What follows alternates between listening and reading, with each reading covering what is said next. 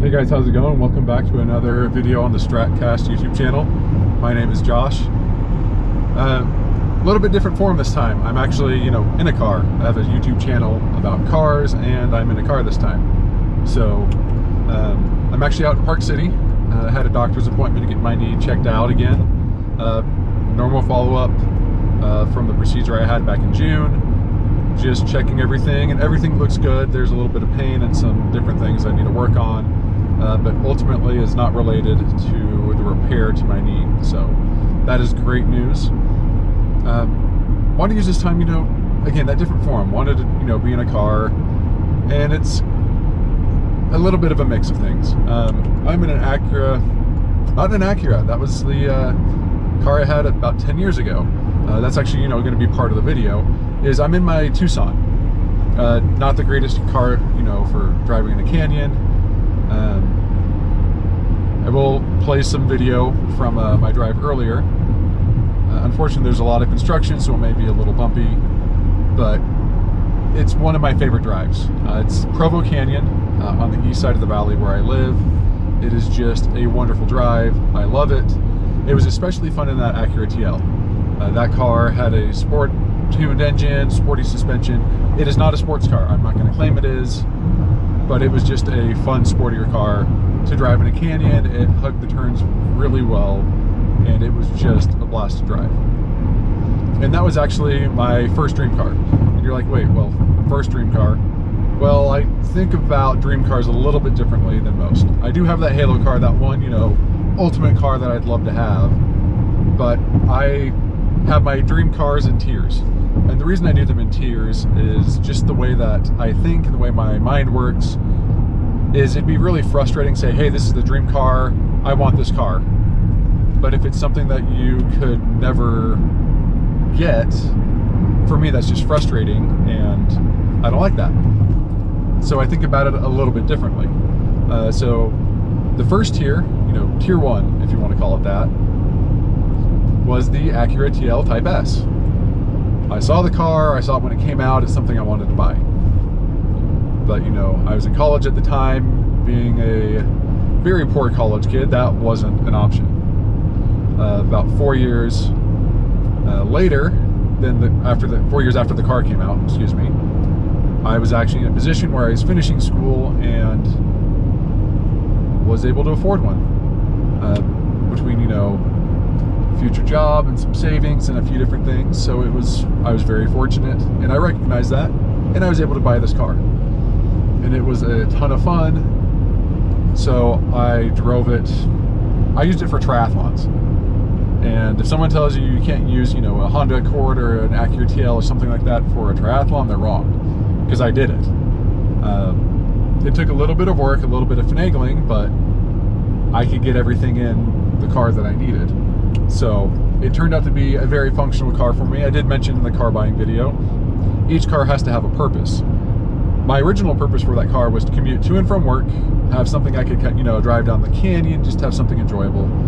And it happened to work for triathlons. So that was my first dream car. I was able to get it, and actually sold it 7 or 8 years ago to get a Subaru. You're just like, why would you buy a Subaru? I was getting more into triathlons and needed something that was a little more triathlon friendly.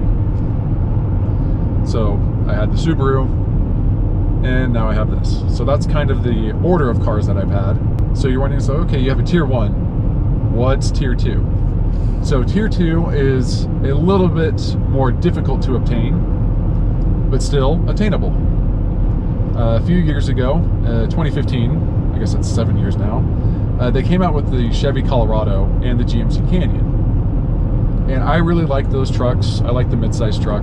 I don't need anything beyond that for what I do currently. So I was a big fan of those and looked, off and on to buy those.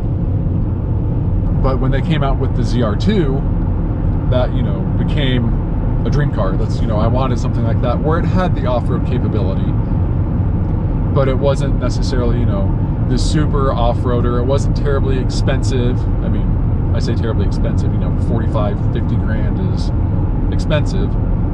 But this is one that I wanted to buy new. And that car, I guess better put, that truck, just piqued my curiosity.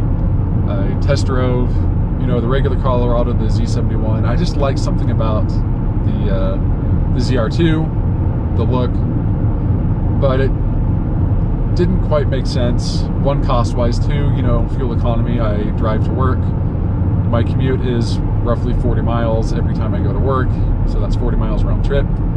And at the time, this was before the pandemic, I was actually making a pretty similar drive, still about 20 miles each way, so that's, you know, 40 miles a day, 5 times a week. That's, you know, 200 miles a week. And the ZR2 didn't make sense. Now with a hybrid workflow that I have, or a hybrid schedule that I have, that's only 80 miles a week. So that's a little bit more feasible for, you know, one of these trucks.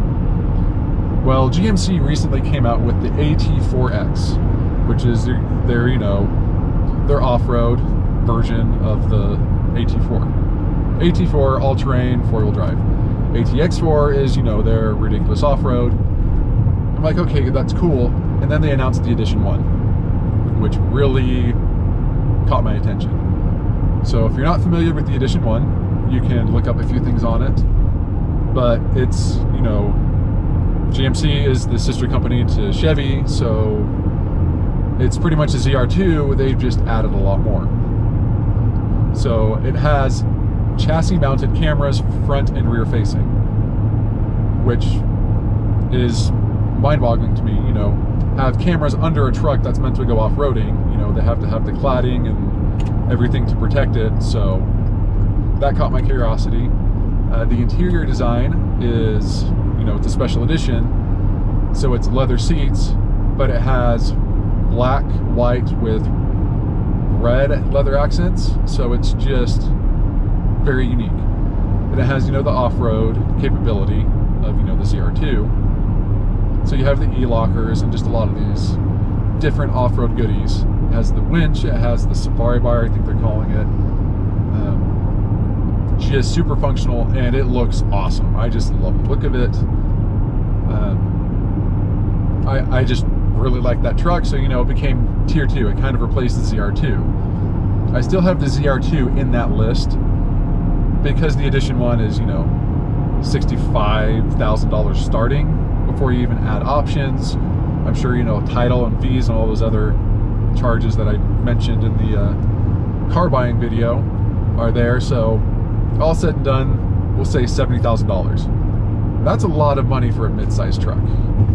To put it in perspective, if I remember correctly, the Silverado ZR2 starts at $73,000. It could be $75,000, and I know the Raptor starts somewhere around $75,000, $77,000. So you're really getting in the range of those, you know, fully capable, full-size trucks. So that's a lot of money. So I don't know if that's, you know, feasible, you know, to buy brand new like I'd want. But there it is. There's, you know, the AT4X.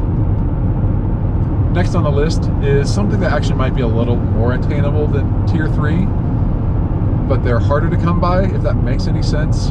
Is a 1969 Chevy Camaro. There's just something I love about that classic Camaro, the way it looks.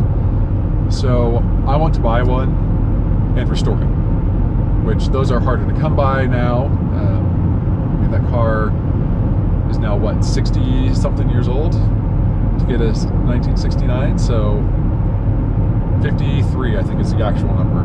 So that's going to be a little difficult to come by, but typically the ones that need work aren't as expensive.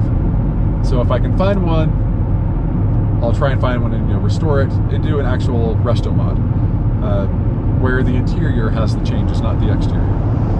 I don't really think you need to modify the exterior of that. I just think it looks fantastic. Probably my favorite car, period. So tier 4. Tier 4 is my halo car, Porsche 918 Spyder. Ultra rare and ultra expensive. So if that were just my only dream car, and, you know, probably not going to happen, let's be honest. That would just be a little frustrating. But with, you know, these tiers, I can accomplish some of them at least. But man, that 918 Spider. If I could, you know, like sit in one and drive it around a parking lot, I'd call that a victory. That may, you know, cross that one off the list. And then recently they've been doing a huge push for electric cars, especially with gas prices increasing like they have. So adding an electric car to this list is actually another Porsche, the Taycan Turbo. I just really like the way that it looks. On the drive to the doctor's office, I actually saw one. And I just really like the way it looks. It's, you know, functional, but you have the performance. And I think that's, you know, kind of that big draw, that excitement for me is, you know, to these cars.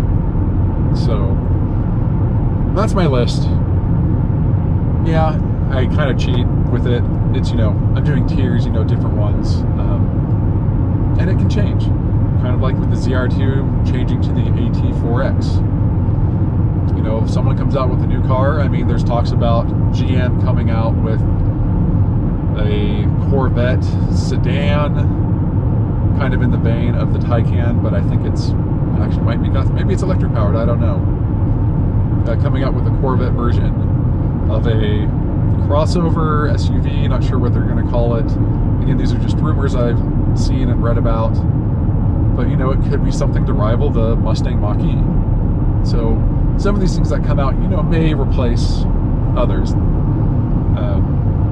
But that's just the nature of cars. They come out with a new thing, like the ZR2 got replaced with the AT4X because, you know, all the added goodies, and that will continue to happen. So that's my list. I'm curious to know what you think. Do you agree with my list? Do you have a better list? Do you have a better dream car? I mean, I know it's all subjective to, you know, each of our preferences, but I'm curious to know. Leave a comment below. What is your halo car? Let's just go with that. What's your halo car? You know, that one dream car, if you could get, would be amazing. Again, mine's a 918 Spider. Yours could be the McLaren F1 or the P1. Just what is your halo car? What is that ultimate dream car? I'm curious to know. Leave a comment below, and I appreciate you checking out the video today, and I hope to catch you next time.